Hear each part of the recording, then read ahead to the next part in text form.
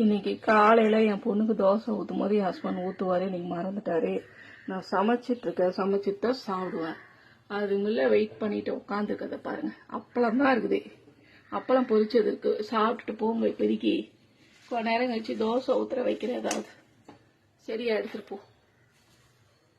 வா, சரி நீ எடுத்துட்டு போ. தோசை ஊற்றினோடனே வைக்கிற போங்க.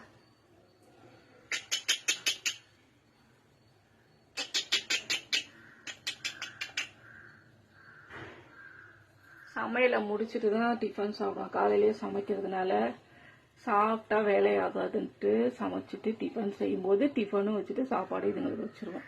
காலையில் என் பொண்ணு கிளம்பும்போது ஒரு தோசை ஒன்று ஊற்றி வைப்பேன். இன்னைக்கு அவர் ஊற்றுனாரு, வைக்கலை என் ஹஸ்பண்ட் இதுங்களுக்கு ஊற்றலை. இல்லைன்னா நான் இதுங்களுக்கு பாப்பா என் பொண்ணு கிளம்பும் போதே ஒன்று ஊற்றி காலையிலே வச்சுருவேன். இலைகளுக்கு சில சமையல் ஸ்நாக்ஸ் இல்லைனா. இப்போ அப்பளம் பொரிச்சதுனால அப்பளம் வச்சா மாற்றி மாற்றி எடுத்துகிட்டு ஓடுதுங்க பாருங்க.